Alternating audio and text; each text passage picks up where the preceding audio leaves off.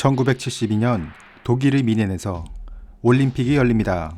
1936년에 열린 이전의 베를린 올림픽은 나치 독일의 선전장이었던 반면 미넨 올림픽은 전쟁의 상처를 이겨내고 다시 성장하는 독일의 모습을 전 세계에 보여준다는 점에서 그 의미가 매우 컸습니다.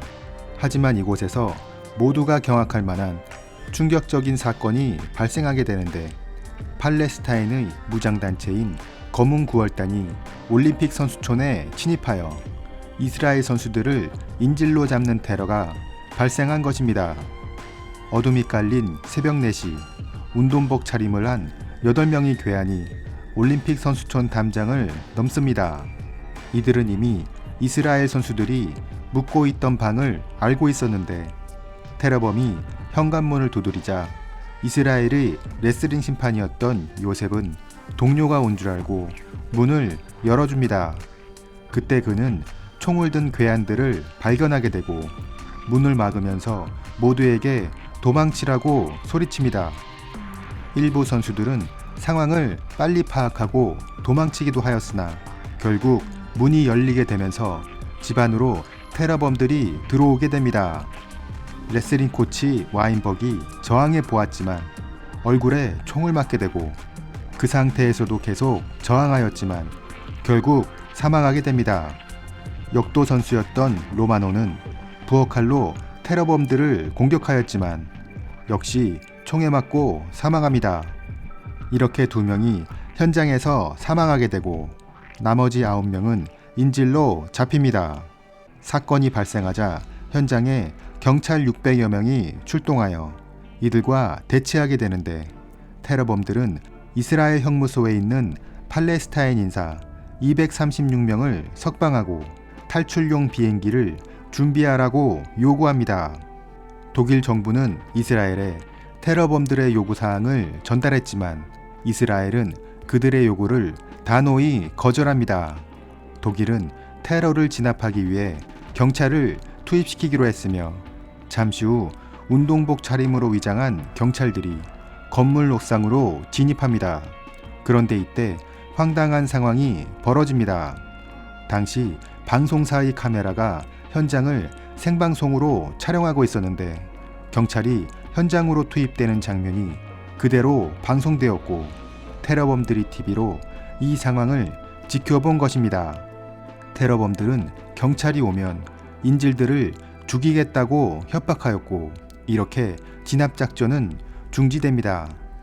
당시 독일은 대테러 작전에 대한 준비가 전혀 되어 있지 않았는데 테러 진압에 대한 매뉴얼도 없었고 대테러 전문 조직도 없었습니다. 당시 현장에 투입된 경찰의 진술에 의하면 경찰서에서 사격을 잘하는 사람이 누구냐고 해서 손을 들었더니 바로 현장으로 투입되었다고 합니다. 현장 통제도 제대로 되지 않아서 방송 카메라가 진압작전을 생방송으로 내보내는 일까지 벌어진 것입니다. 테러범들은 이집트로 탈출하기로 결정하고 헬기 2대와 여객기를 준비하도록 통보하는데, 이때 독일 경찰은 다시 한번 진압작전을 시도해 보기로 합니다. 우선 공항 곳곳에 저격수들을 배치하고 테러범들이 타고 갈 여객기 안에 승무원으로 위장한 경찰 6명을 대기하도록 합니다. 헬기가 공항에 착륙하고 테러범 중 일부가 여객기 안을 확인하기 위해 접근하는데, 이때 또 한 번 있을 수 없는 일이 발생합니다. 여객기 안에 대기하고 있던 경찰들은 자신들이 죽을 수도 있다며 두려움에 떨게 되고 결국 자기들끼리 투표를 통해 작전을 취소하고 철수해버립니다. 여객기 안에 조종사가 없다는 것을 확인한 테러범은 함정에 빠졌다는 것을 알게 되고 동료들에게 이 사실을 알리는 순간 저격수들의 사격이 시작되는데, 이때의 공격도 문제가 많았습니다. 우선 저격수들 자체가 전문 훈련을 받은 요원이 아니었고 그냥 사격을 조금 잘하는 일반 경찰이었습니다. 헬기가 미리 약속한 방향으로 착륙하지 않아서 조준하기가 어려웠고 한밤중이었음에도 불구하고 경찰이 사용한 저격총에는 조준경이 달려있지 않았습니다.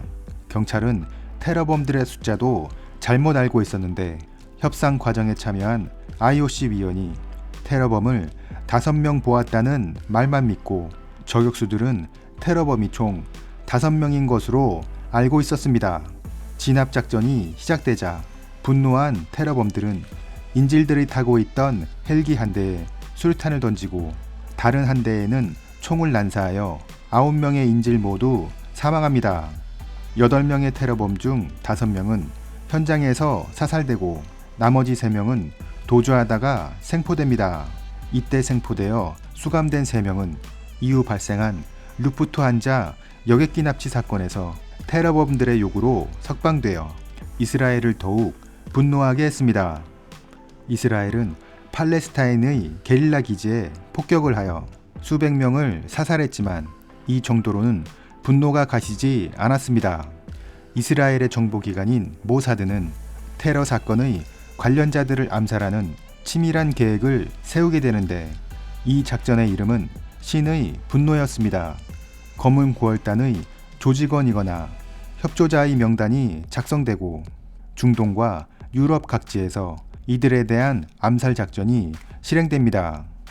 이들을 암살하기 위해 다양한 방법이 사용되었는데 총을 쏘기도 하고 전황이나 침대 밑에 폭탄을 설치해 암살하기도 했으며 이스라엘의 특수부대가 여장을 하고 검은 9월단의 숙소에 침투하여 조직원들을 사살하기도 했습니다.